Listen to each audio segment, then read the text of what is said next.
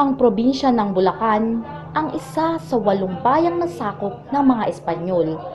Dahil dito, naging mayaman ang probinsya sa mga sining na naiwan di lamang ng mga dayuhan, kundi pati na rin ng ating mga bayani.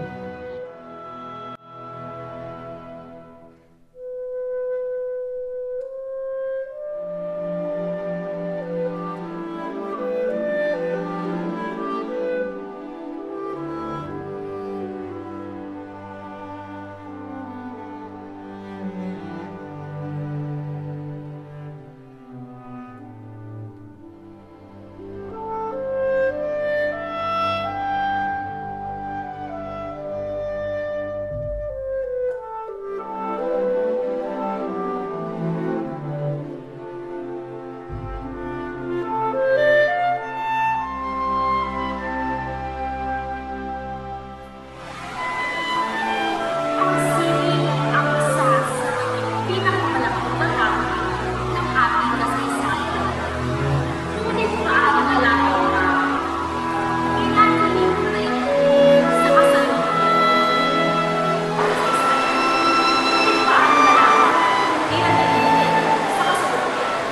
Ako si Felicita at samahan niyo ako Isa ang blast off sa mga museo kung saan nakalagak ang iniwang likha ng ating kasaysayan. Makakakita ka rin dito ng mga ekstraordinaryong pinta, lumang mga gamit ng mga Bulakenyong bayani,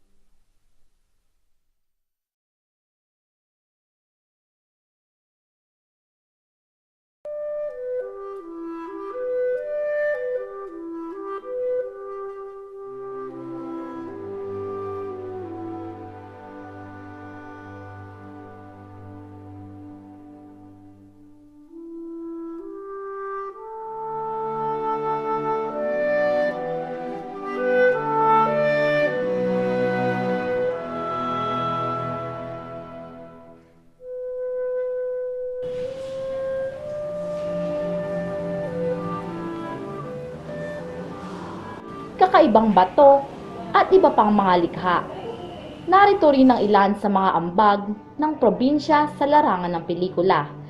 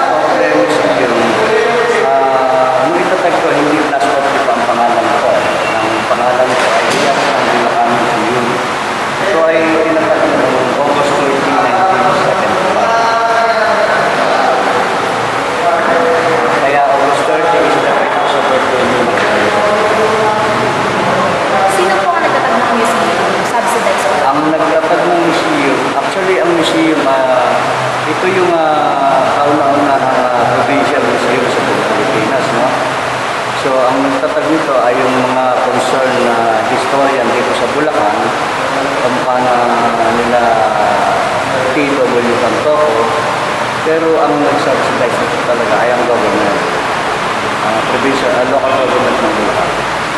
Meron din po ba mga nag-field trip dito? Oo, kasi itong museum kasi, bali ang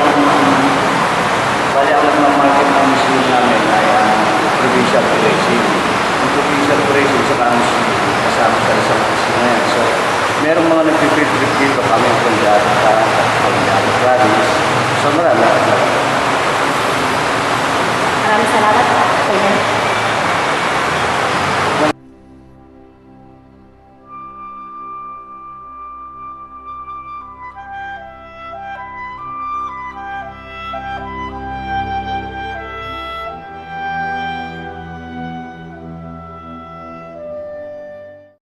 Maging ang mga litrato ng mga taong kinilala sa pagiging magiting noong panahon ng mga Kastila. Tulad ni Diodato Arellano na namuno sa kilusang propaganda sa Maynila at Malolos. Siya rin ang naging kalihim ng La Liga Filipina at unang supremo ng Katipunan. General Anacleto Enriquez na naging kasapi ng Balangay Uliran at nakipaglaban sa madugong labanan sa San Rafael noong 1896. At Colonel Vicente Enriquez, isang dakilang manananggol, pilantropo, at manghihimagsik na nagtatag ng Balangay Uliran. Sa museo ring ito, makikita ang nailimbag ng nabayapang senador na si Blas Ople at ang mga miniature ng iba't ibang festivals tulad ng Libad Festival at Pipigan Festival.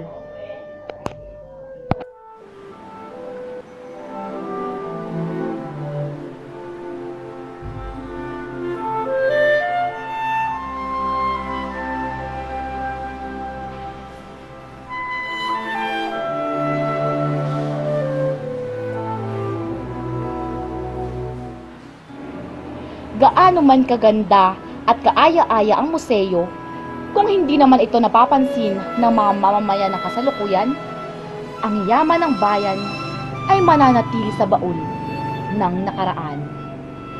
Ako po si Clarice Velayo at ito ang...